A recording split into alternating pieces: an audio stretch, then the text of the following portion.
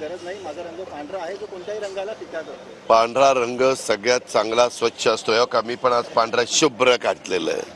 मुख्यमंत्री म्हणतात ते योग्यच आहे. तुम्ही काय करता मीडिया, हे असं म्हणले ते तसं म्हणले, तुमचं काय. मग मुख्यमंत्र्यांच्या बद्दल मी काहीतरी म्हटलं, अजित पवारांनी त्याला हे उत्तर दिलं, अरे कशाचं काय. आपला चांगला गणेशोत्सव आहे. उद्या विसर्जनाचा कार्यक्रम सगळ्या महाराष्ट्रात होणार आहे. चांगला आजचा 10वा दिवस गणेशोत्सवाचा.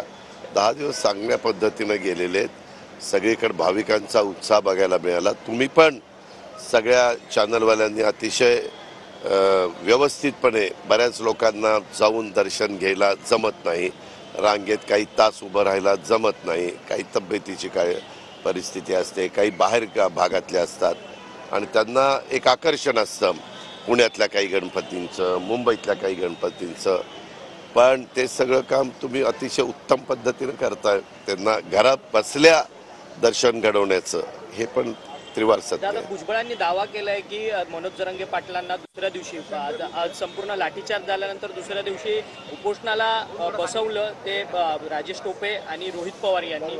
या दाव्याला कसं पाहता? नाही, मला माहिती नाही. मी विचारून भेटल्यानंतर असं काही होतं का मला माहिती नाही. दादा, जागा वाटपावरतून मुख्यमंत्र्यांनी काही वर्तमानपत्रांना मुलाखती दिल्यात. त्यांनी त्यात सांगितलंय की खरं तर स्ट्राईक रेटवरतून आणि जिंकण्याच्या क्षमतेवरतूनच संपूर्ण जागा वाटप होईल. जे हे सगळे प्रमुख व्यक्ती आहेत त्यांना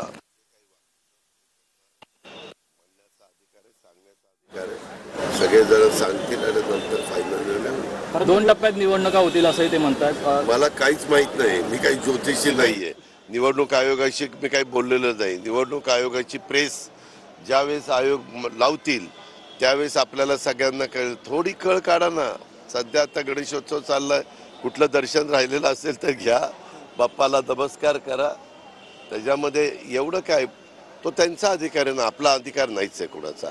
निवडणूक आयोगाचा अधिकार आहे. 2 टप्प्यात घ्यावं, 3 टप्प्यात घ्यावं, 1 टप्प्यात घ्यावं, 4 टप्प्यात घ्यावं, पूर्णपणे त्यांचा अधिकार आहे. त्यांना स्वायत्तता आहे, त्यांचा अधिकार आहे.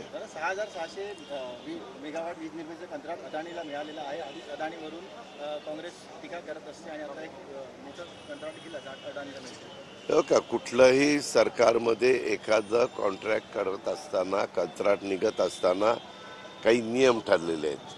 त्या टेंडरची काही प्रोसिजर ठरलेली आहे. त्याच्यामध्ये तुमचा किती टर्नओव्हर आहे, काय आहे, तुम्ही लोएस्ट किती आला, एस्टिमेट कॉस्टने आहे का लोएस्ट आहे, अशा सगळ्या गोष्टी बघितल्या जातात. आता तुम्हालाही माहिती आहे की आपल्या इथं होल्डिंग कंपनी आहे महावितरण, म्हणजे ऊर्जा विभागाची. आणि त्या होल्डिंग कंपनीच्या खाली 3 कंपन्या आहेत, महावितरण, महापारेषण आणि महानिर्मिती. आता ज्यांच्या टेंडर आहे, आता हे टेंडर असेल महानिर्मितीचं, महानिर्मितीने त्याबद्दलचं, आणि तिथं CMD